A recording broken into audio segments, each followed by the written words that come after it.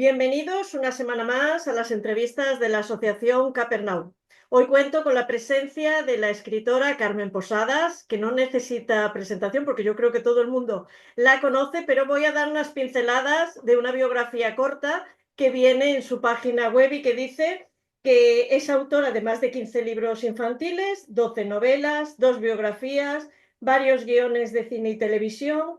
En el 98 ganó el premio Planeta y su obra está traducida a más de 30 idiomas. Esto lo digo por si hay algún despistado que aún no te conoce, que creo que es un poco raro. Bueno, hoy nos visitas, Carmen, para hablar de tu última novela, El misterioso caso del impostor del Titanic. Así que bienvenida a la Asociación Capernaum.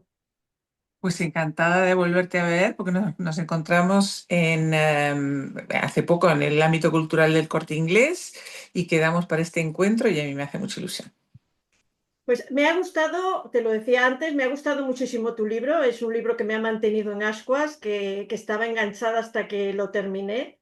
Como su nombre indica, en él hay un misterio. Y el Titanic te sirve un poco como de principio de la novela, pero después tú tomas otros derroteros, porque además pones de protagonista a una de mis escritoras favoritas, que es Emilia Pardo Bazán, gallega como yo, de La Coruña, y también a Ignacio Salva, que es el protagonista de una de sus novelas policíacas, de la primera, que fue La gota de sangre, y después escribió otra. Y a mí me ha parecido un libro un poco similar al que escribió anteriormente Pérez Reverte sobre el problema final, pero en tu caso, doña Emilia escribe su novela para enmendarle un poco la plana a Conan Doyle porque a ella no le gusta nada Sherlock Holmes, ahí no estoy de acuerdo con ella, Yo tampoco. pero a ella le gusta Mycroft, su hermano. Bueno, un poco que nos hables de todo esto.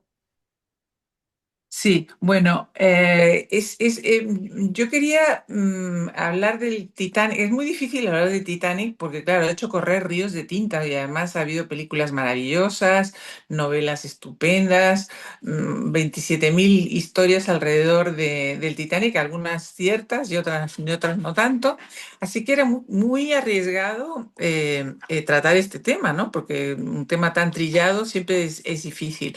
Lo que pasa es que me enteré de algo que yo por lo menos ignoraba y creo que no es demasiado conocido, y es que a bordo del Titanic iban 10 españoles, de los cuales 7 se salvaron y 3 de ellos perdieron la vida. El cadáver de uno apareció, pero los otros 2 cadáveres no se recuperaron nunca. Y ocurre que cuando no hay un cadáver que testifique que esa persona ha muerto, la familia no puede heredar, quedan bloqueadas las cuentas bancarias, la viuda no se puede volver a casar. Ahora se han acortado los plazos, pero en aquella época, estamos hablando del año 1912, eran 20 años. Y lo que ocurrió con estas dos familias, una era madrileña y la otra era asturiana y vivían en Cuba, es que cada uno por su lado decidió comprar cadáveres de los muchos que flotaban alrededor del naufragio y enterrarlos como si fueran sus parientes, ¿no? Me pareció tan sorprendente esto que dije, bueno, aquí hay una trama muy interesante. ¿Qué pasaría si al cabo de 10 años en una de estas familias, en concreto este señor asturiano que vivía en Cuba, aparece alguien y dije, oiga, mire, que yo soy fulano de tal, el náufrago del Titanic?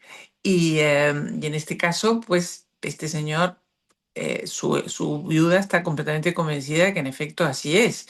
No solo eso, sino que habla igual, conoce toda la casa, el perro lo reconoce, o sea, no hay duda posible que este señor es quien dice ser. Sin embargo, su hermana, que vive en Asturias, no está tan convencida y decide contratar a un detective. Y entonces ahí es donde yo entro, hago entrar a doña Emilia, porque Emilia era, doña Emilia Pardo Bazán, estamos hablando, claro, era una devota de las novelas policíacas, le fascinaba y como tú has dicho antes, incluso escribió una novela policíaca que es pionera en el género. Te cuenta que Agatha Christie, por ejemplo, escribe 10 años más tarde de La gota de sangre, ¿no?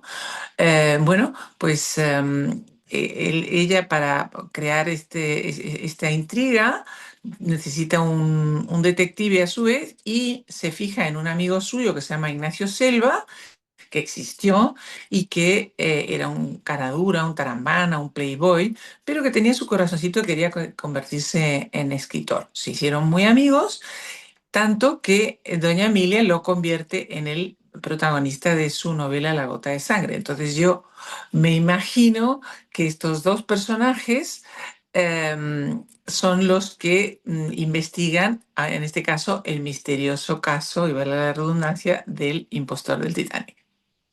Además, es tan creíble porque a ella le pones giros gallegos y yo la escucho hablar. Quiero decir, yo cuando estoy leyendo veo a Emilia Pardo Bazán totalmente y eso me hace ver, como pones tú en el libro, lo poderosa que es la literatura que logra convertir en realidad lo que no es más que ficción. Y también cuentas el caso de que los dos personajes de ficción que más reciben cartas en el mundo son Julieta Capuleto en Verona, Cartas de Amor, y Sherlock Holmes en el 221B de Baker Street para resolución de casos también.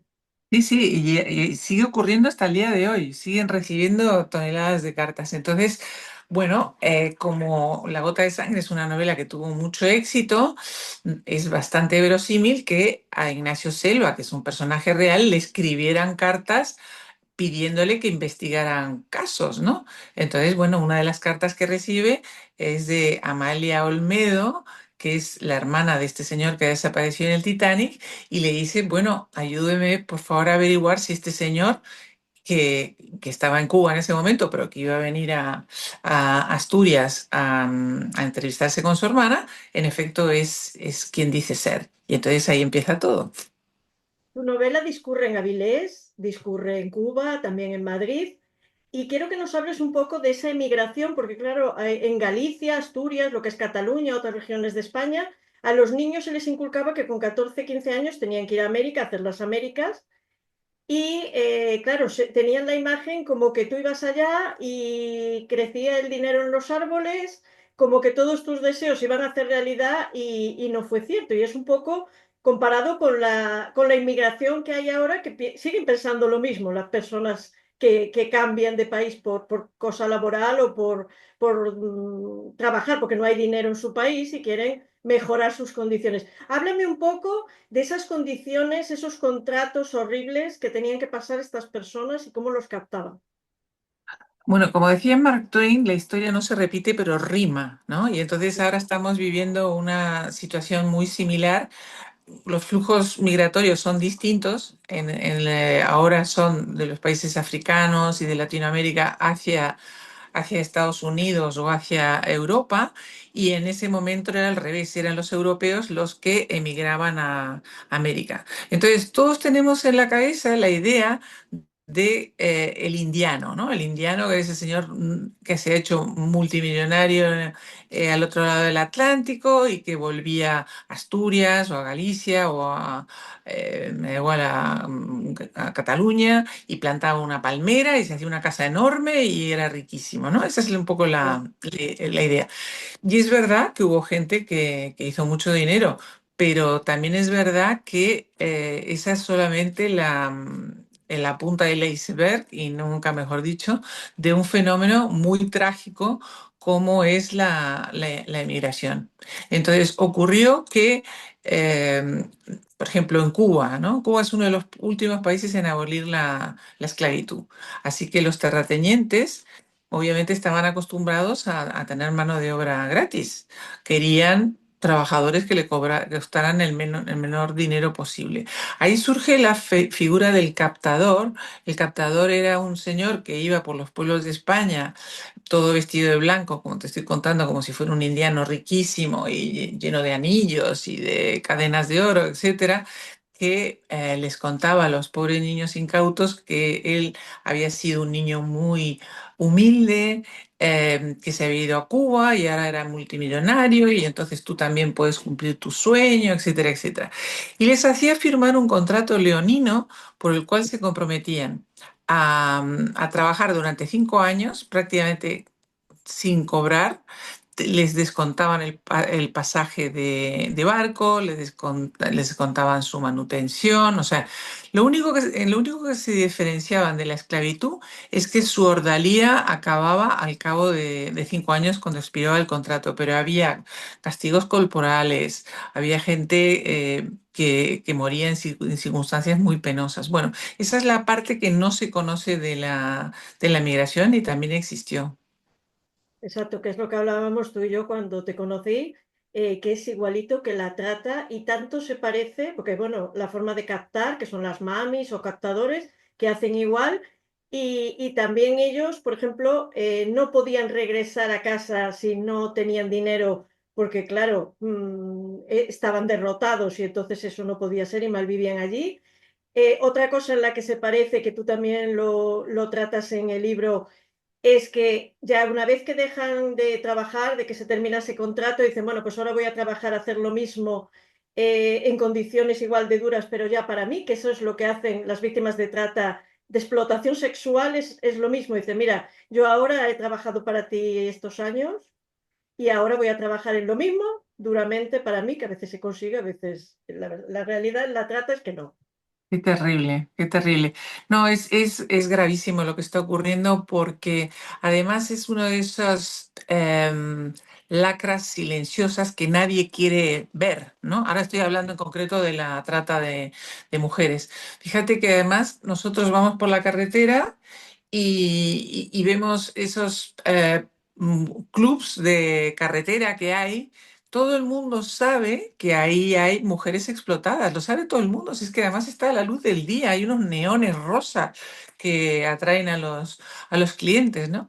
Y sin embargo es imposible el neutralizar o combatir este negocio. Tengo entendido, y tú sabes, lo sabes mejor que yo, que después del tráfico de armas y después del tráfico de drogas, la trata es el tercer el negocio ilegal que más dinero genera, ¿no? Exacto, exacto. Y Es ahora muy- además que las han pasado, siguiendo con este tema, a pisos, ya no tanto en los clubes, porque claro, ahí las ve la policía, puede hacer redadas, la puede ver las asociaciones, entonces las metes en pisos y son invisibles y tú no sabes lo que está pasando ahí dentro. Claro. Es Y, tremendo. y bueno, y también hay que mencionar cómo no solamente las extorsionan, sino que las aterrorizan, porque le Ujú. dice, bueno, si tú te escapas o lo que sea, nosotros nos vamos a vengar de tu madre, de tu hijo, de no sé qué, Exacto. y ante esa amenaza, pues las mujeres hacen cualquier cosa. Exactamente. Bueno, volviendo a tu libro, también hablas de los y sí que nos rondan siempre en la cabeza, sobre todo en el caso, como tratas tú del libro, de los desaparecidos, porque es la desaparición de un ser querido siempre es una puerta abierta a las falsas esperanzas y al autoengaño. Y doña Emilia también quiere saber cómo afecta esto a la vida de las personas, estas experiencias también traumáticas que se viven y que estaba estudiando en ese momento Freud con su neurosis traumática. Sí, bueno, yo lo que hago en este libro también es, la ventaja que tiene la novela negra es que admite dos niveles de lectura. Si alguien simplemente quiere pasar un buen rato y averiguar si el impostor es un impostor o quién es el asesino, porque aquí hay muchas, muchas tramas más, ¿no? Aparte de lo del impostor, lo puede leer así, pero yo también escribo para ese lector más avisado, más cómplice, más intelectual incluso, que le gusta un retrato psicológico de personajes, una sátira social, un retrato de época, ¿no? O sea, que yo quería que al mismo tiempo que contaba esta historia, pues la gente se enterara, pues lo que hemos hablado ahora de los emigrantes o de las viudas blancas y por eso también hago muchos cameos a otros personajes. Freud en concreto no sale en la novela porque él vivía en Viena y doña Emilia vivía en Madrid, pero ella era lectora de Freud, sus teorías empiezan a popularizarse más o menos por esas fechas, y entonces ella decide que eh, quiere averiguar cómo ha sido la evolución psicológica, digamos, de los 7 sobrevivientes del Titanic, ¿no? Cómo una experiencia tan traumática como aquella ha podido marcar su vida. Y entonces es una de las primeras tramas de la novela, que luego ella la descarta porque se interesa mucho más por los muertos que por los vivos. Y entonces ahí es cuando empieza a investigar qué pasa con este señor que supuestamente ha muerto en el Titanic y sin embargo ahora reaparece. A mí una cosa que me gusta mucho de tus libros en general, porque yo te leo, es lo que dices tú, lo que aprendemos. Aquí no es, ya quieres desvelar, evidentemente yo quiero saber qué está pasando con este misterioso hombre, pero también nos cuentas muchas cosas. Y aquí sale, voy a hacer un pequeño resumen, aquí sale Edith Wharton, de la que era seguidora doña Emilia de sus revistas de decoración. Sale Dostoyevsky, que también hurgaba en los rincones de la mente. Gasset y Soy yo y mis circunstancias. Jacinto Benavente y su oxímoron Mentir con una verdad. Proust, Unamuno, Gómez de la Serna, Buñuel, Caravaggio, Rousseau, Campo Amor. Es decir, es una lección de historia. Y dejo para el final, que no menos importante, dos de los amantes y amores de doña Emilia Pardo Bazán, como fue Blasco Ibáñez, que después fue uno de los escritores más leídos, al que su mujer dejó por los amores con doña Emilia, y también a Pérez Galdós, que en el momento en que tú narras la novela, él ya estaba muerto, pero ella le comentaba todo el rato lo que iba descubriendo a su miquiño, como le llama ella. Sí, a mí me divierte mucho hacer ese tipo de cameos y además me hubiera gustado que Benito Pérez Galdós tuviera una participación más extensa en esta novela, porque ellos fueron amantes durante mucho tiempo, amigos y muchísimo más tiempo, porque incluso cuando dejaron su relación sentimental continuaron viéndose y respetándose, ¿no? Pero claro, es que se me había muerto, o sea, Pérez Galdós se muere 2 años antes del momento en que yo sitúo esta novela. Así que por eso lo convierto en una especie de fantasma, en el sentido de que ella, bueno, como nos pasa a todos los que tenemos a alguien que ya está en el cielo, ¿no? Que de vez en cuando les hablamos y le comentamos cosas. Bueno, pues doña Emilia también habla con Benito Pérez Galdós y le cuenta cosas. Exacto. Me nombraste antes las viudas blancas o viudas de vivos, que fue un término que acuñó otra de mis paisanas, Rosalía de Castro. ¿Qué son esas viudas? Bueno, en aquella época hemos hablado ahora de los chicos jóvenes que se iban con 14 o 15 años, iban solos en un barco y aterrizaban al otro lado del Atlántico y se buscaban la vida. Pero también había muchos hombres ya maduros, casados, con varios hijos, que también querían la aventura americana, ¿no? Y ocurría con mucha frecuencia que ese marido se iba a América y su mujer se quedaba aquí con la familia. Y bueno, la idea era ganarle suficiente dinero para más tarde juntar la familia, reunirse todos en Cuba y ser felices para siempre, ¿no? Ese era un poco el plan. Pero en la vida no todo sale como uno planea, así que algunos de estos hombres o bien fracasaban o bien tenían éxito, pero olvidaban a la familia que tenían en Madrid. Poco a poco la viuda dejaba de recibir cartas, tampoco le mandaba dinero, ella no sabía cómo reaccionar. Date cuenta que además en aquella época las mujeres no trabajaban, es que las posibilidades laborales de una mujer eran muy estrechas, o sea, podías ponerte a fregar escaleras, claro, o podías tener yo qué sé, dar clases en caso de que tuvieras una preparación para ello, pero estas mujeres se veían completamente desamparadas, sus familias no querían ocuparse de la familia del marido, menos aún, y entonces muchas de ellas se veían abocadas o bien a malvivir o algunas incluso caían en la prostitución porque no podían rehacer su vida de ninguna manera. Por eso Rosalía de Castro las llama las viudas blancas, porque esas mujeres están casadas pero sin embargo no tienen marido, ¿no? En aquella época también una mujer podía ser rica, podía ser inteligente, podía ser como otra de las protagonistas del libro, la dueña de su empresa y llevar esa empresa. Podían escribir como Emilia Pardo Bazán, pero no se les perdonaba que hicieran lo que les viniera en gana. Es más, detractores de Doña Emilia decían que era demasiado moderna incluso porque era muy dada al tuteo. Sí, sí, pero la criticaban por todo. Ella Sí, tenía la ventaja de que era una mujer que se ponía el mundo por montera, ¿no? Y rompió muchos moldes. O sea, ella, por ejemplo, pues se casó, pero su matrimonio no funcionó y se separó de su marido. Tuvo muchas aventuras amorosas. Hay que decir que a mí es una de las facetas que más me gusta de Doña Emilia. Tenía un éxito arrasador sí. con los hombres.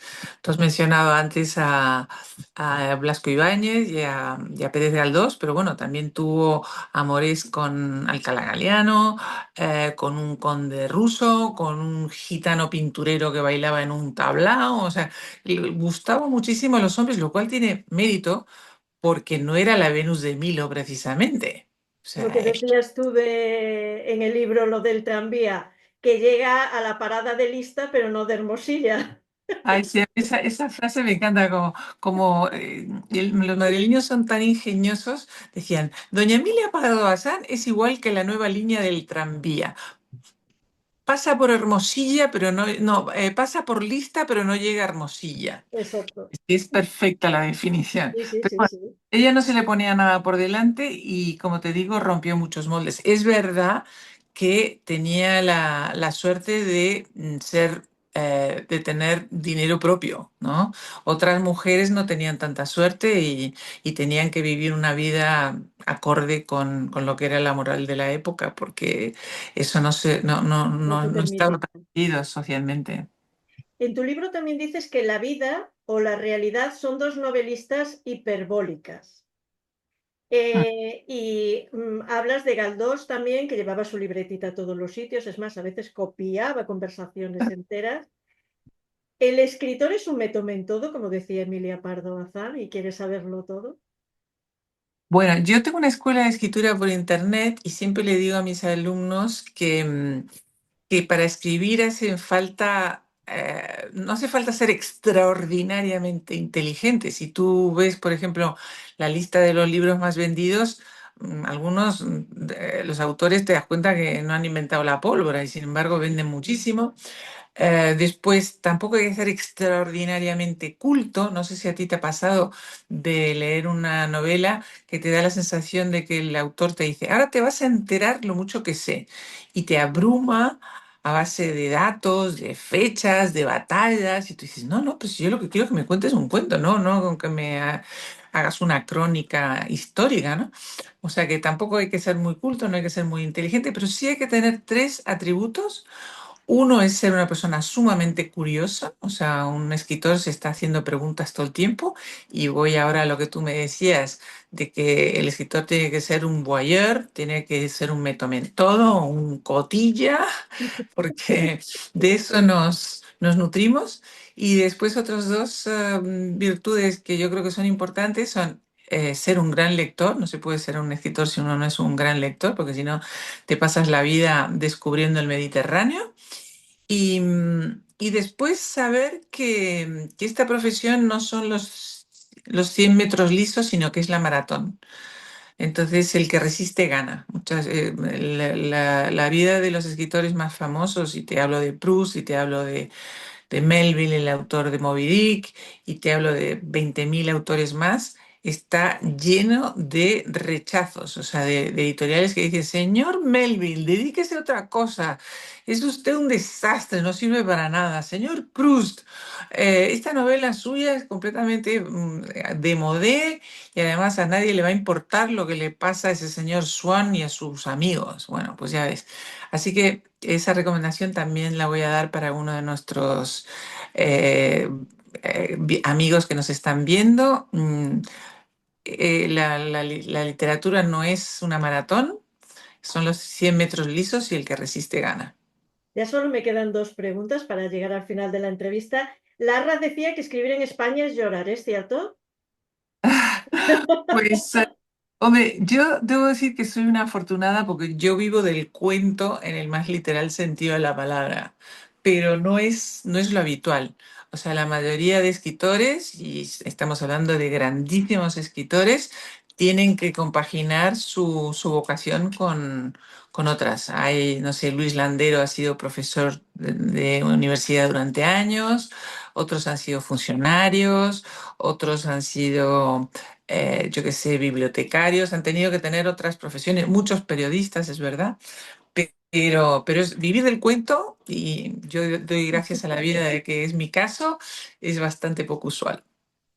Tu libro, decías antes, hay escritores que te cuentan toda la documentación que han hecho, se nota mucho. En la tuya se aprende muchísimo, pero mucho, pero no se nota. Quiero Ay, qué- decir, lo haces tan bien que tú estás aprendiendo y sabes muchísimos datos, pero uno no va diciendo, madre mía, esta mujer ha puesto aquí todo. No, no, no sobra ni una coma. Hay una cosa que me llamó mucho la atención, que hablabas, que son los muebles de horrendo remordimiento español. Porque hablas de ellos también para que la gente lo sepa. El libro, en la época que está escrito, es la época de los adelantos también policiales, las huellas dactilares, las fichas policiales. Quiero decir, es que te has fijado absolutamente todo. Pero bueno, lo de los muebles me ha llamado mucho la atención. ¿Qué es eso de los muebles remordimiento español? Pues mira, me lo contó un gran decorador que se llama Pascu Ortega. Yo nunca había caído, nunca había reparado en esto, pero es verdad. Me dice, mira, porque yo le preguntaba, ¿por qué en otros países europeos, como puede ser Italia, como puede ser Francia, como puede ser Inglaterra, existen muebles maravillosos, aparadores divinos, cómodas de marquetería extraordinarias, bueno, piezas, muebles, digamos, fuera de lo común? Y sin embargo, aquí en España los muebles son de horrible remordimiento español, que es un estilo que podemos, es como pesado, recargado, esas sillas oscuras que ves que parecen sacadas de una iglesia, ¿verdad? Bueno, entonces él me contaba que históricamente, como la corte española se estuvo moviendo durante muchos siglos, entonces la corte de repente estaba en Sevilla, de repente estaba en Valencia, de repente estaba en Valladolid, de repente se movía. Entonces los nobles que tenían que seguir al rey a todos estos lugares, pues tenían muebles muy transportables. Por eso en España los vargueños son maravillosos. ¿Pero qué es un vargueño? Un vargueño es una cosa para guardar objetos, ¿verdad? Sí, Lo mismo ocurre con los baúles. Entonces, y luego otra cosa que decía es que, por ejemplo, cuando se trasladaban estos nobles, se trasladaban de un sitio a otro, pues con un bargueño, con unos baúles y luego unos maravillosos tapices, ya convertías en habitable cualquier frío castillo, ¿no? Entonces, correcto. esa es el origen, digamos, de por qué en España gustan tanto ese tipo. Ah, y cuadros, por supuesto, también Ay, cuadros. sí. Sí. Esos cuadros horribles. Que decías tú, que era Y de Asar a San el de Lorenzo, Asar, sí. qué horror. Madre mía, qué horror. Sí, sí. O esos bodegones de perros matando un ciervo, cosas así Sí, que sí, sí. son espantosos, sí, sí. Pues Carmen, hemos llegado al final. Yo quiero decirle a la gente que que nos está escuchando que les recomiendo la lectura y, por supuesto, tu libro, El misterioso caso del impostor del Titanic, porque, como decía Emilia Parda Bazán, la mejor forma de resolver enigmas es buscarle soluciones literarias porque todo está en los libros. Y aquí tengo que volver a darle la razón a mi paisana. Así que muchísimas gracias por acompañarme en este ratito, por concederme la entrevista tan rápido, porque sé que estás muy atareada y se llena esa agenda por cada vez más. Entonces, gracias. Pero ha sido un verdadero placer charlar contigo. Me ha encantado, de verdad te lo digo. No todas las entrevistas son tan interesantes para mí como esta. Te agradezco muchísimo. Pues muchísimas gracias y a vosotros os veo en las próximas entrevistas de la Asociación Capernaum. Adiós.